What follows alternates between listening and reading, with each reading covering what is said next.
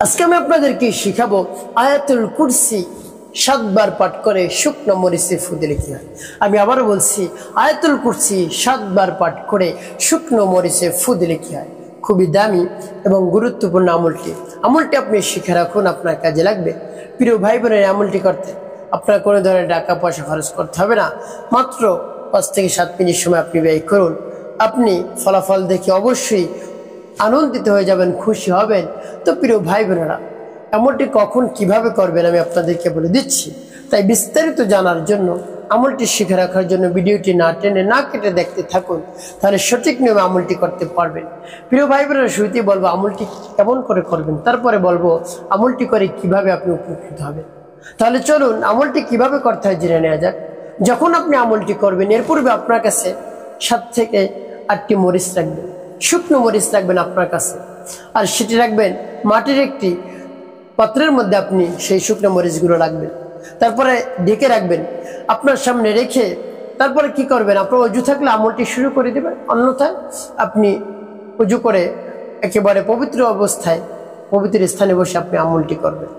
তো আপনার পবিত্রতা অর্জন করা যখন হবে, পবিত্র স্থানে বসে সর্বপ্রথম ইস্তিগফার পাঠ করবেন। আস্তাগফিরুল্লাহ রাব্বি মিন কুল্লি যামবি ওয়া আতুবু ইলাইহি লা হাওলা ওয়া লা কুওয়াতা ইল্লা বিল্লাহিল আলিয়্যিল আযীম। এভাবে যখন ইস্তিগফার 3 বার পাঠ করা হবে, তারপরে নবী সাল্লাল্লাহু আলাইহি ওয়াসাল্লাম মুহাব্বতে 3 বার দুরূদ শরীফ পাঠ করবেন। সাল্লাল্লাহু আলাইহি ওয়াসাল্লাম, সাল্লাল্লাহু আলাইহি ওয়াসাল্লাম, সাল্লাল্লাহু আলাইহি ওয়াসাল্লাম। এভাবে যখন দুরূদ শরীফ পাঠ করা হয়ে যাবে, আপনি ফু দেওয়ার দরকার নেই। তারপরে আমার দেখার নিয়মে আয়াতুল কুরসি পাঠ করবেন। আয়াতুল কুরসি যখন পাঠ করবেন, তখন মহান রব্বুল আলামিনের কাছে মনে মনে বলবেন, হে আল্লাহ, আমার সমস্যার সমাধান করে দিন। যে উদ্দেশ্যের জন্য আমলটি করতে, সে উদ্দেশ্য বাস্তবায়ন করে দিন। তারপরে সৈশুদ্ধ করে আয়াতুল কুরসি পাঠ করবেন। আয়াতুল কুরসি অনেক গুরুত্ব রয়েছে। সূরাতুল বাকারার একটি আয়াত। এই আয়াতের অনেক ফজিলত রয়েছে, অনেক গুরুত্ব রয়েছে। তাই একেবারে গুরুত্বের সাথে মন স্থির করে আপনি আয়াতটি পাঠ করবেন। এখন বলতে পারেন, হুজুর আমার মুখস্থ নেই। আপনি শুনে তারপরে আমলটি করুন। আপনি শুনবেন এবং মনে মনে আপনি পাঠ করবেন, তারপর আপনি ফু দিবেন, তারপর আপনি আমলটি করে উপকৃত হতে পারবেন ইনশাআল্লাহ। তো প্রিয় ভাই বোনেরা, আমি সৈশুদ্ধ করে আপনাদেরকে আয়াতুল কুরসি বলে দিচ্ছি। যেমন বিসমিল্লাহির রহমানির রহিম।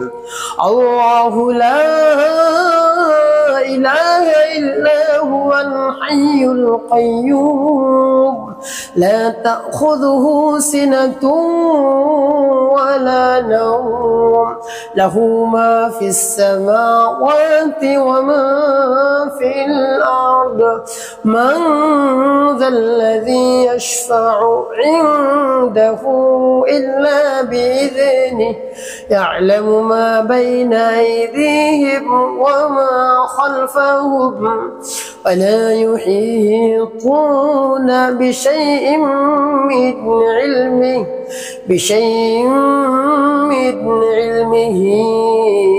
إلا بما شاء وسع كرسيه السماوات والأرض ولا يؤوده حفظهما وهو العلي العظيم।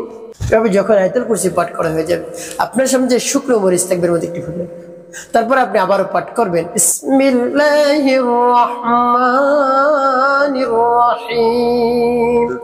আল্লাহু লা ইলাহা ইল্লা হুয়াল হাইয়ুল কাইয়্যুম لا تأخذه سنة ولا نوم له ما في السماوات وما في الأرض من ذا الذي يشفع عنده إلا بإذنه يعلم ما بين أيديهم وما خلفهم ولا يحيطون بشيء من علمه إلا بما شاء وسع كرسيه السماوات والأرض ولا يؤوده حفظهما وهو العلي العظيم পাঠ করা শেষ আবার একটু ফু দিবেন তারপর আপনি মনে দরদ নিয়ে আবার আয়াতুল কুরসি পাঠ করবেন বিসমিল্লাহির রহমানির রহিম আল্লাহু লা ইলাহা ইল্লা হুয়াল হাইয়ুল কাইয়্যুম لا تأخذه سنة ولا نوم له ما في السماوات وما في الأرض من ذا الذي يشفع عنده إلا بإذنه يعلم ما بين أيديهم وما خلفهم ولا يحيطون بشيء من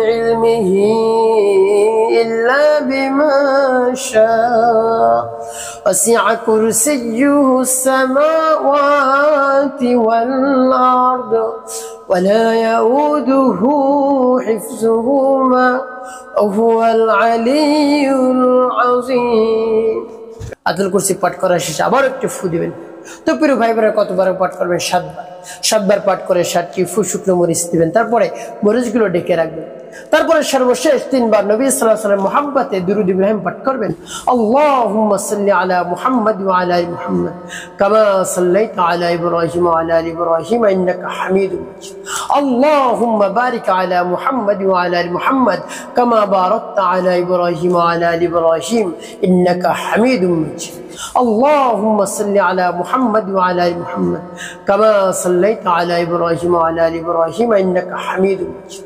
اللهم بارك على محمد وعلى ال محمد كما باركت على ابراهيم وعلى ال ابراهيم انك حميد مجيد এভাবে যখন দুরূদ ইব্রাহিম 3 বার পাঠ করা হয়ে যাবে তারপরে দুটি ফু মরিচের মধ্যে দিবেন তো প্রিয় ভাই বোনেরা আপনার এভাবে মরিচ পড়া হয়ে গেলে মরিচ কি করবেন এই মরিচের মধ্যে আপনি কিছু আগুনের আংটা রাখবেন রাখলে কি হবে সেই মরিচ থেকে একটি ধোঁয়া বের হবে আর সেই ধোঁয়া যদি নাকের মধ্যে যায় তাহলে কি অবস্থা হয় সে তো ভালো করে জানেন তো প্রিয় ভাই বোনেরা কার নাকের কাছে আপনি সেই মরিচ ধোঁয়া আপনি ধরবেন তো প্রিয় ভাই বোনেরা যাকে জিনে ধরেছে যার উপর জিন বড় করেছে কোনোভাবেই জিন যাচ্ছে না পুরনো জিন কোনোভাবে আপনি দূর করতে পারছেন না তাড়াতে পারছেন না শুধু তার উপর ভর করছে এভাবে আমার দেখানো যে আপনি আমল করুন এভাবে আমল করে তারপরে সেই শুকনো মরিচের উপর আগুনের আংটা রাখুন তারপরে মরিচ থেকে যে দোয়াটি বের